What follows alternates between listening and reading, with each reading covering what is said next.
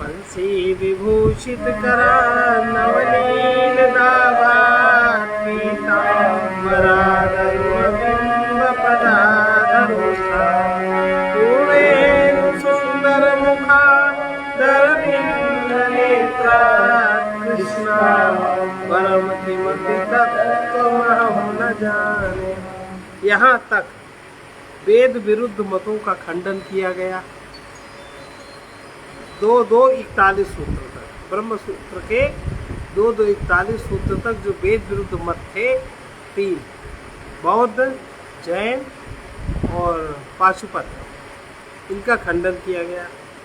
अब वेद प्रमाण मानने वाले जो वेद को प्रमाण मानते हैं, पांचरात्र आगम में जो आंशिक अनुपपत्ति की शंका उठाई जाती है, उसका समाधान करने के लिए अगला प्रकरण आरंभ करते हैं।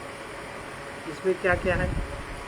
भागवत शास्त्र, ये वेद विरुद्ध तो नहीं है। 5 रात्र आदि की प्रक्रिया इस प्रकार है। परम कल्याण पर ब्रह्म स्वरूप वासुदेव से संकर्षण नामक जीव की उत्पत्ति होती है, ये लिखा है। संकर्षण से प्रद्युम्न संज्ञक मन उत्पन्न होता है और उस प्रद्युम्न से अनिरुद्ध नामधारी अहंकार की उत्पत्ति होती है।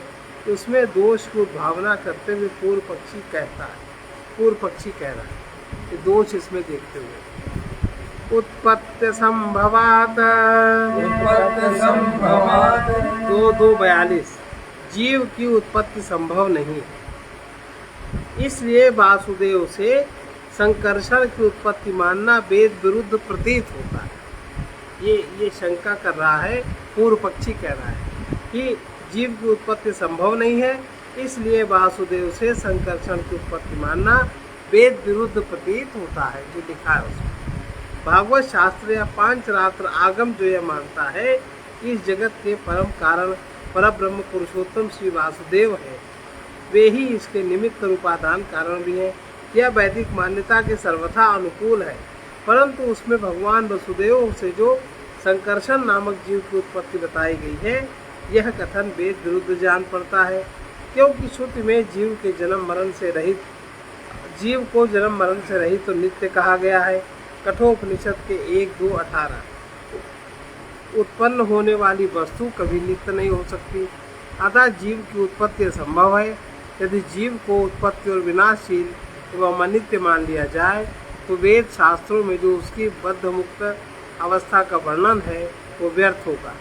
इसके सिवा जन्म मरण रूप बंधन से छूटने और परमात्मा को प्राप्त करने के लिए जो वेदों में साधन बताए गए हैं, वे सब भी व्यर्थ ही सिद्ध होंगे।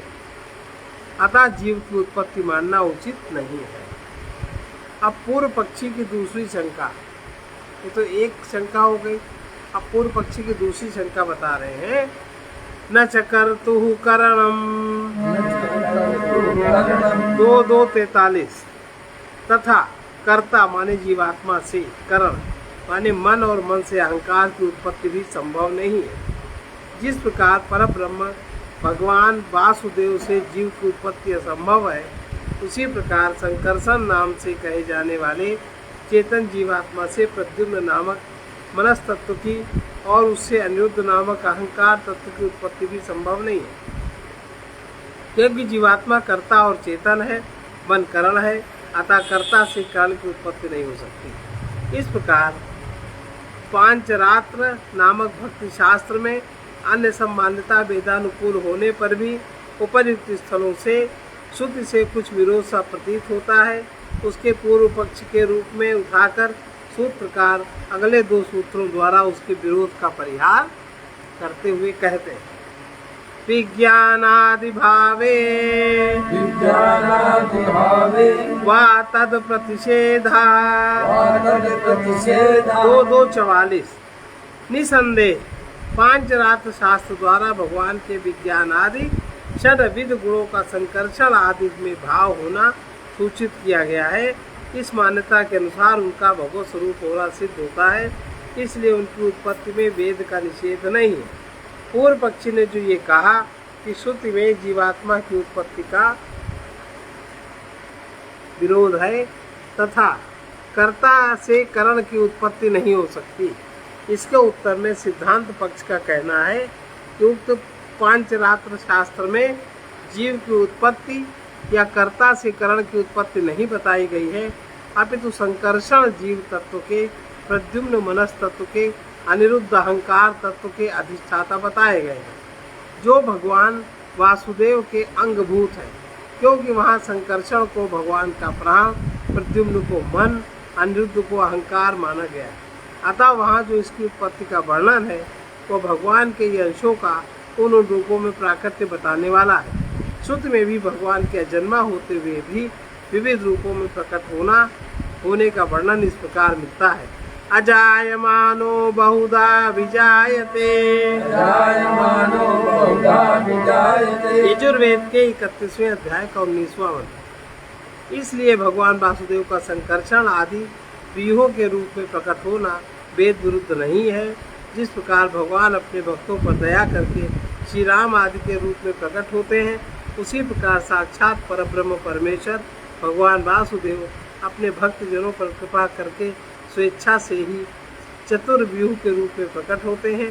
भागवत शास्त्र में इन चारों की उपासना भगवान वासुदेव की ही उपासना है। भगवान वासुदेव विभिन्न अधिकारियों के लिए विभिन्न रूपों में उपास होते हैं, इसलिए उनके 4 व्यूह माने गए हैं। इन व्यूहों की पूजा उपासना से परब्रह्म परमात्मा की ही प्राप्ति मानी गई है। उन संकर्षण आदि का जन्म साधारण जीवों की भांति नहीं है, क्योंकि वे चारों ही चेतन तथा ज्ञान, ऐश्वर्य, शक्ति, बल, वीर्य, तेज आदि समस्त भगवत भावों से संपन्न माने गए हैं। अतः संकर्षण, प्रद्युम्न और अनिरुद्ध ये तीनों उन पर ब्रह्म परमेश्वर भगवान वासुदेव से भिन्न तत्व नहीं है। अतः इनकी उत्पत्ति का वर्णन वेद विरुद्ध नहीं। यह पांचरात्र आगम वेदानुकूल है, किसी अंश में इसका वेद से विरोध नहीं है। इस बात को पुनः दृढ़ करते हैं। विप्रतिषेधाच, इस शास्त्र में विशेष रूप से जीव की उत्पत्ति का निषेध किया गया है, इसलिए भी यह वेद के प्रतिकूल नहीं। उक्त शास्त्र में जीव को अनादि, नित्य चेतन, अविनाशी माना गया है तथा उसके जन्म मरण का निषेध किया गया है, इसलिए भी यह सिद्ध होता है कि इसका वैदिक प्रक्रिया से कोई विरोध नहीं है। इसमें जो यह कहा गया है कि शांडिल्य मुनि ने अंगों सहित चारों वेदों में निष्ठा, निश्चल स्थिति को न पाकर इस भक्ति शास्त्र का अध्ययन किया, यह वेदों की निंदा या प्रतिषेध नहीं है, जिससे कि इसे वेद विरोधी शास्त्र कहा जा सके। इस प्रसंग द्वारा भक्ति शास्त्र की महिमा का ही प्रतिपादन किया गया है। छांदोग्य उपनिषद 7:1-2-3 में नारद जी के विषय में भी ऐसा ही प्रसंग आया है। नारद जी ने सनत कुमार जी से कहा है, मैंने समस्त वेद, वेदांग, इतिहास, पुराण आदि पढ़ लिए, तो भी मुझे आत्म तत्व का अनुभव नहीं हुआ। यह कथन जैसे वेदादि शास्त्रों को तुच्छ बताने के लिए नहीं है, आत्मज्ञान की महत्ता सूचित करने के लिए है, उसी प्रकार पांचरात्र में शांडिल्य का प्रसंग भी वेदों की तुच्छता बताने के लिए नहीं है, अपितु भक्ति शास्त्र की महिमा प्रकट करने के लिए आया है। अतः यह शास्त्र सर्वथा निर्दोष एवं वेदानुकूल है। भागवत और पांचशास्त्र। लेकिन इसमें जो पूर्व पक्षी ने जो कुतर्क दिए हैं उनका खंडन इन्होंने कर दिया। दूसरा पाद संपूर्ण हुआ।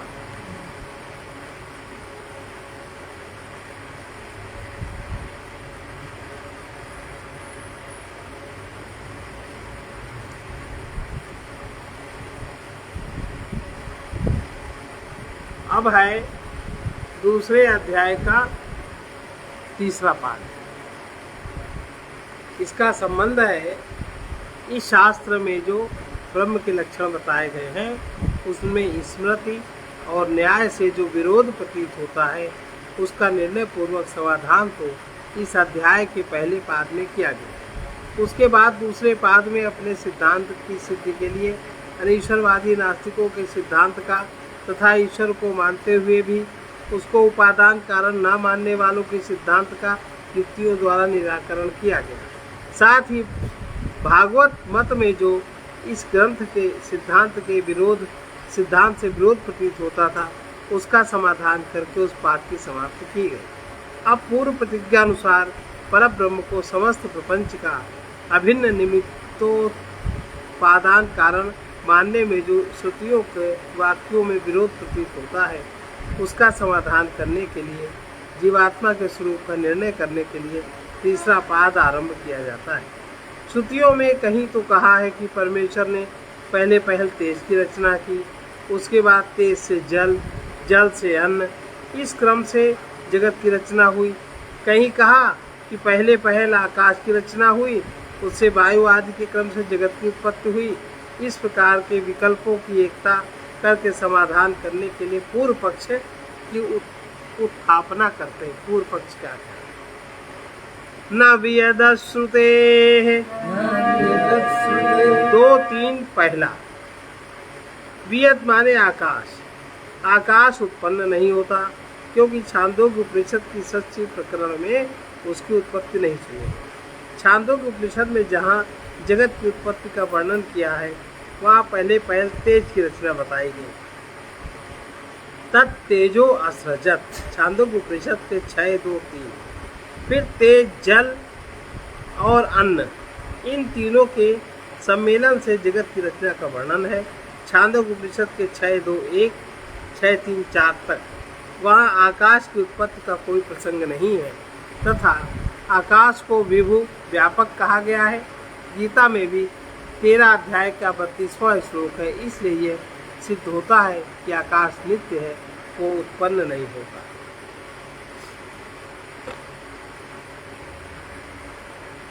इस शंका के उत्तर में कहते हैं, अस्तितु 2-3-2। किंतु आकाश की उत्पत्ति का वर्णन भी दूसरी श्रुति में है। तैत्तिरीय उपनिषद में ब्रह्म सत्य, ज्ञान स्वरूप और अनंत है। इस प्रकार ब्रह्म के लक्षण बताकर फिर उसी ब्रह्म से आकाश की उत्पत्ति बताई गई है। इसलिए यह कहना ठीक नहीं है कि वेद में आकाश की उत्पत्ति का वर्णन नहीं। क्या कहा गया तैत्तिरीय उपनिषद में? तस्माद् वा एतस्मादात्मना आकाशः सम्भूतः आकाशाद् वायुः वायोरग्निः अग्नेरापः अदभ्या पृथ्वी इत्यादि।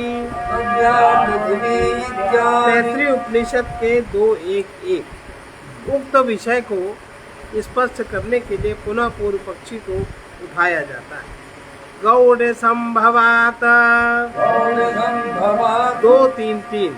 आकाश की उत्पत्ति संभव होने के कारण यह गौड़ी श्रुति है। अवयव रहित और विभु होने के कारण आकाश का उत्पन्न होना नहीं बन सकता। अतः तैत्तिरीय उपनिषद में जो आकाश की उत्पत्ति बताई गई है, उस कथन को गौड़ समझना चाहिए। वहाँ किसी दूसरे अभिप्राय से आकाश की उत्पत्ति कही गई होगी। संबंध पूर्व पक्ष की ओर से अपने पक्ष को दृढ़ करने के लिए दूसरा हेतु दे रहे हैं। शब्दाच 2-3-4 शब्द प्रमाण से भी यह सिद्ध होता है कि आकाश उत्पन्न नहीं हो सकता।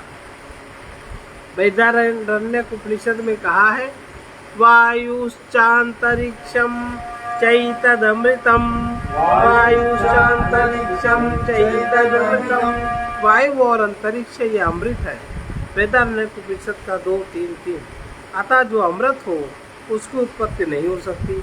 तथा यह भी कहा है कि जिस प्रकार यह आकाश अनंत है, उसी प्रकार आत्मा को अनंत समझना चाहिए। आकाश शरीरम ब्रह्म, ब्रह्म का शरीर आकाश है। तैत्तिरीय उपनिषद का 1-6-2। इन श्रुति वाक्यों से आकाश की अनंतता सिद्ध होती है। इसलिए भी आकाश की उत्पत्ति नहीं हो सकती। इसका संबंध यहाँ यह जिज्ञासा होती है कि उक्त श्रुति में जिस प्रकार आकाश की उत्पत्ति बताने वाले वाक्य हैं, उसी प्रकार वायु अग्नि आदि की उत्पत्ति बताने वाले शब्द भी है। फिर यह कैसे माना जा सकता है कि आकाश के लिए तो कहना गौड़ है और दूसरों के लिए कहना मुख्य है? इस पर पूर्व पक्षी की ओर से उत्तर दिया जाता है। स्याच्चैकस्य ब्रह्म शब्दवता। स्याच्चैकस्य ब्रह्म शब्दवत्। 2, 3, 5 तथा ब्रह्म शब्द की भांति किसी एक शाखा के वर्णन में गौण रूप से भी आकाश की उत्पत्ति बताई जा सकती है। दूसरी जगह एक ही प्रकरण में पहले तो कहा गया है तपसा चीयते ब्रह्मा तपसा चीयते ब्रह्म ततो अन्नम अभिजायते ततो अन्नम अभिजायते। ब्रह्म विज्ञानमय तप से वृद्धि को प्राप्त होता है, उससे अन्न उत्पन्न होता है। मुंडक उपनिषद 1:1-8।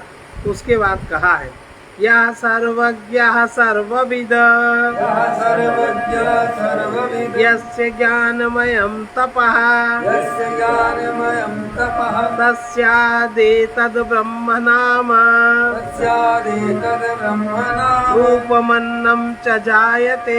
रूपमन्नं च जायते। मुंडक उपनिषद का 1:1-9। अर्थात जो सर्वज्ञ सबको जानने वाला है, जिसका ज्ञानमय तप है, उससे ब्रह्म और नाम रूप एवं अन्न उत्पन्न होता है। इस प्रकरण में जैसे पहले ब्रह्म शब्द मुख्य अर्थ में प्रयुक्त हुआ और पीछे उसी ब्रह्म शब्द का गौण अर्थ में प्रयोग किया गया, उसी प्रकार किसी एक शाखा में गौण अर्थ में आकाश को उत्पत्तिशील बताया जा सकता है। इसका संबंध है इस प्रकार पूर्व पक्ष की उत्थापना करके अब 2 सूत्रों द्वारा उसका समाधान करते हैं। प्रतिज्ञा हानि निरव्यतिरेका शब्देभ्यः प्रतिज्ञा हानि निरव्यतिरेका शब्देभ्यः 2, 3, 6। ब्रह्म के कार्य से आकाश को अलग न मानने से ही एक के ज्ञान से सबके ज्ञान संबंधी प्रतिज्ञा की रक्षा हो सकती है। श्रुति के शब्दों से यही सिद्ध होता है। उपनिषदों में जो एक को जानने से सबका ज्ञान हो जाने की प्रतिज्ञा की गई है और उस प्रसंग में जो कारण कार्य के उदाहरण दिए गए हैं छांदोग्य उपनिषद के 3:1-1 से 6 तक, उन सबकी विरोध रहित सिद्धि आकाश को ब्रह्म के कार्य से अलग न मानने पर ही हो सकती है, अन्यथा नहीं। क्योंकि वहाँ मिट्टी और सुवर्ण आदि का दृष्टांत देकर उनके किसी एक कार्य के ज्ञान से कारण के ज्ञान द्वारा सबका ज्ञान होना बताया जाता है। अतः यदि आकाश को ब्रह्म का कार्य न मानकर ब्रह्म से अलग मानेंगे तो कारण रूप ब्रह्म को जानने पर भी आकाश जाना हुआ नहीं होगा, इससे प्रतिज्ञा की हानि होगी। इतना ही नहीं, यह सब ब्रह्म ही है। मुंडक उपनिषद के 2:2-11 यह सब इस ब्रह्म का स्वरूप है। छांदोग्य उपनिषद 6:8-7 यह सब निसंदेह ब्रह्म ही है, क्योंकि उत्पत्ति स्थिति और प्रलय उसी में होते हैं। छांदोग्य उपनिषद 3:14-1 इत्यादि श्रुति वाक्यों से भी यही सिद्ध होता है कि आकाश उस ब्रह्म का ही कार्य है। यावद् विकारम तो विभागो लोकवत 2-3-7 तथा साधारण लौकिक व्यवहार की भांति विकार मात्र सब कुछ ब्रह्म का ही विभाग माने कार्य है। जिस प्रकार इस लोक में यह बात देखी जाती है कि कोई पुरुष देवदत्त के पुत्रों का परिचय देते समय कहता है ये सब के सब देवदत्त के पुत्र हैं, फिर वो उनमें से किसी एक या 2 का नाम लेकर यदि कहे इनकी उत्पत्ति देवदत्त से हुई तो भी उन सबकी उत्पत्ति देवदत्त से ही मानी जाएगी। उसी प्रकार जब समस्त विकारात्मक जगत को उस ब्रह्म का कार्य बता दिया गया तब आकाश उससे अलग कैसे रह सकता है। अतः तेज आदि की सृष्टि बताते समय यदि आकाश का नाम छूट गया तो भी यही सिद्ध होता है कि आकाश भी अन्य तत्वों की भांति ब्रह्म का कार्य है और वह उससे उत्पन्न होता है। वायु और आकाश को अमृत कहने का तात्पर्य देवताओं की भांति उन्हें अन्य तत्वों की अपेक्षा चिरस्थायी बताना मात्र है। संबंध है इस प्रकार आकाश का उत्पन्न होना सिद्ध करके उसी से के उदाहरण से यह निश्चय किया जाता है कि वायु भी उत्पन्न होता। एतेन मातरिश्वा व्याख्यातः 2-3-8 इससे अर्थात आकाश की उत्पत्ति सिद्ध करने वाले कथन से ही वायु का उत्पन्न होना बता दिया गया। जिन युक्तियों और श्रुति प्रमाणों द्वारा पूर्व सूत्रों में ब्रह्म से आकाश का उत्पन्न होना निश्चित किया गया, उन्हीं से यह कहना भी हो गया कि वायु भी उत्पन्न होता है, अतः उसके विषय में अलग कहना आवश्यक नहीं समझा गया। इस प्रकार आकाश और वायु को उत्पत्तिशील बतलाकर अब इस दृश्य जगत में जिन तत्वों को दूसरे मत वाले नित्य मानते हैं तथा जिन उत्पत्ति का वर्णन वेद में नहीं आया, उन सबको भी उत्पत्तिशील बताने के लिए अगला सूत्र कहते हैं। असंभवस्तु सतो अनुपपत्ते, असंभवस्तु सतो अनुपपत्ते। 2-3-9। सत शब्द वाच्य ब्रह्म के सिवा अन्य किसी का उत्पन्न न होना तो असंभव है, क्योंकि अन्य किसी का उत्पन्न न होना युक्ति और प्रमाण द्वारा सिद्ध नहीं हो सकता। जिस पूर्ण ब्रह्म परमात्मा का श्रुति में जगह जगह सत नाम से वर्णन आया है तथा जो इस जड़ चेतात्मक जगत का परम कारण माना गया है, उसे छोड़कर इस जगत में कोई भी तत्व ऐसा नहीं है जो उत्पत्तिशील न हो। बुद्धि, अहंकार, काल, गुण, परमाणु आदि सभी उत्पत्तिशील है, क्योंकि वेद में प्रलय के समय एकमात्र परब्रह्म परमेश्वर से भिन्न किसी का अस्तित्व स्वीकार नहीं किया गया। इसलिए युक्ति या प्रमाण द्वारा कोई भी पदार्थ उत्पन्न न होने वाला सिद्ध नहीं हो सकता, अतः ब्रह्म के सिवा सब कुछ उत्पत्तिशील है। संबंध छांदोग्य उपनिषद में यह कहा गया कि उस ब्रह्म ने तेज को रचा, और तैत्तिरीय उपनिषद में बताया गया कि सर्वात्मा परमेश्वर से आकाश उत्पन्न हुआ, आकाश से वायु, वायु से तेज। अतः यहाँ तेज को किससे उत्पन्न हुआ माना जाए, ब्रह्म से या वायु से, इस जिज्ञासा पर कह रहे हैं। तेजो अतस्तथा याहि, तेजो अतस्तथा याहि। 2-3-10। तेज इस वायु से उत्पन्न हुआ, ऐसा ही अन्यत्र कहा गया। तेज तत्व वायु से उत्पन्न हुआ, यही मानना चाहिए, क्योंकि यही बात श्रुति में दूसरी जगह कही गई है। भाव यह है कि उस ब्रह्म ने वायु से तेज की रचना की, अर्थात आकाश और वायु को पहले उत्पन्न करके इसके बाद वायु से तेज की उत्पत्ति की। ऐसा मानने पर दोनों श्रुतियों में एक वाक्यता हो जाएगी। इसी प्रकार आपः 2-3-11। जल से तेज, जल तेज से उत्पन्न हुआ। उपर्युक्त प्रकार से दोनों श्रुतियों के कथन की एकता होने से समझना चाहिए उक्त तेज से जल उत्पन्न हुआ। इस प्रकरण में कहा गया है कि उस जल ने अन्न को रचा, अतः यहाँ गेहूँ जौ आदि की उत्पत्ति जल से हुई या पृथ्वी से, इस जिज्ञासा पर कह रहे हैं। वो दूसरा प्रकरण।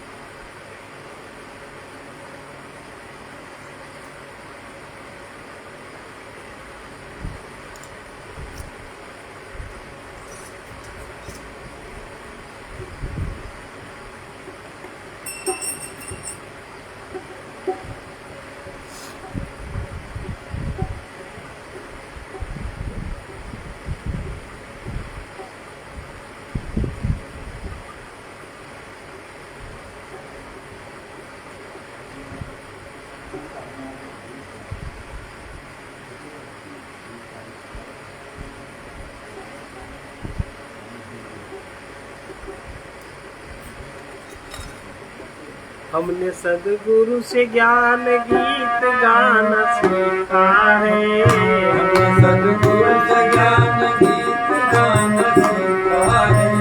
समझता ये है जितना वही बताना सीखा है। समझता ये है जितना वही बताना सीखा है।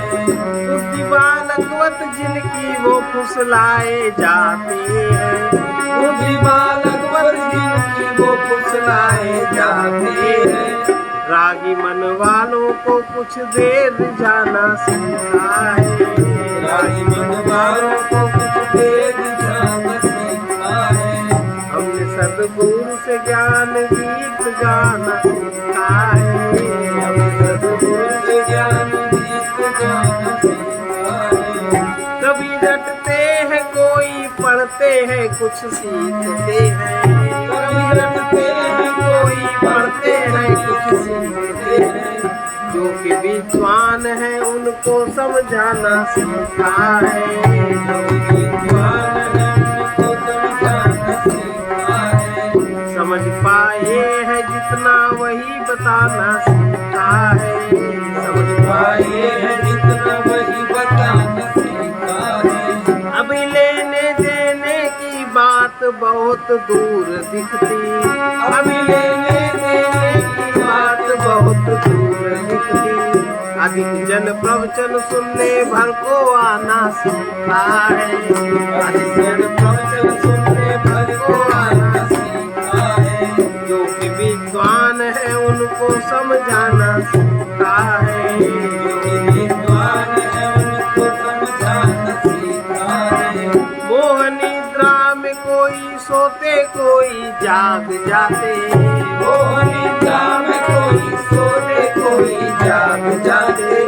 बहुत लोगों ने तो बस मन मनाना सीखा है, बहुत लोगों ने तो बस मन मनाना सीखा है। हमने सद्गुरु से ज्ञान गीत गाना सीखा है, हमने सद्गुरु से ज्ञान गीत गाना सीखा है। बिना सीखे ही लोभी मोही कामी क्रोधी थे, बिना सीखे ही लोभी मोही कामी क्रोधी थे। गुरु कृपा के बल से अब दोष मिटाना सीखा है, गुरु कृपा के बल से अब दोष मिटाना सीखा है। समझ पाए हैं जितना वही बताना सीखा है, समझ पाए है जितना वही बताना सीखा है। जहाँ मानव पशुता का परिचय देता भोगी बन, जहाँ मानव पशुता का परिचय देता भोगी बन। हमने पशुता में मानवता लाना सीखा है, हमने पशुता में मानवता लाना सीखा है। हमने सद्गुरु से ज्ञान गीत गाना सीखा है, हमने सद्गुरु से ज्ञान गीत गाना सीखा है। समझ पाए हैं जितना वही बताना सीखा है, समझ पाए है जितना वही बताना सीखा है। हमको सत्संगति से जब सद्विवेक मिल पाया, हमको सत्संगति से जब सद्विवेक मिल पाया। उसी के द्वारा सबसे नेह निभाना सीखा है, उसी के द्वारा सबसे नेह निभाना सीखा है। हमने सद्गुरु से ज्ञान गीत गाना सीखा है, हमने सद्गुरु से ज्ञान गीत गाना सीखा है। जहाँ से प्रियतम प्रभु की खोज का आरंभ होता, जहाँ से प्रियतम प्रभु की खोज का आरंभ हुआ।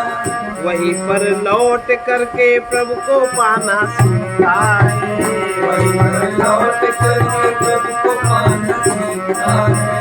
रागी मन वालों को कुछ देर जाना सीखा है, रागी मन वालों को कुछ देर जाना सीखा है। खोजा हमने भी बहुत पाया नहीं कुछ बाहर, खोजा हमने भी बहुत पाया नहीं कुछ बाहर। पथिक में प्रभु ही है यह ध्यान लगाना सीखा है, पथिक में प्रभु ही है यह ध्यान लगाना सीखा है। हमने सद्गुरु से ज्ञान गीत गाना सीखा है, हमने सद्गुरु से ज्ञान गीत गाना सीखा है। समझ पाए हैं जितना वही बताना सीखा है, समझ पाए है जितना वही बताना सीखा है। इसका संत वचन है, जीव का एक ही गुरु संबंध ऐसा है जो लघु संबंधों से मुक्त होने में सहायक होता है। जीव का एक ही गुरु संबंध ऐसा है जो लघु संबंधों से मुक्त होने में सहायक होता है। गुरु कृपा से ही वो ज्ञान सुलभ होता है जिससे अज्ञान की निवृत्ति होती है, मोह लोभादि दोषों का त्याग संभव हो जाता है। सर्वे भवन्तु सुखिनः, सर्वे भवन्तु सुखिनः, सर्वे सन्तु निरामया, सर्वे सन्तु निरामया, सर्वे भद्राणि पश्यन्तु सर्वे भद्राणि पश्यन्तु मा कश्चित् दुःखभाग् भवेत्। मा कश्चित् दुःखभाग् भवेत्। कृष्णाय वासुदेवाय कृष्णाय वासुदेवाय हरये परमात्मने हरये परमात्मने प्रणतक्लेशनाशाय प्रणतक्लेशनाशाय गोविन्दाय नमो नमः। गोविन्दाय नमो नमः। असतो मा सद्गमय असतो मा सद्गमय तमसो मा ज्योतिर्गमय तमसो मा ज्योतिर्गमय मृत्योर्मामृतङ्गमय। मृत्योर्मामृतं गमय। ॐ पूर्णमदः पूर्णमिदं पूर्णात् पूर्णमुदच्यते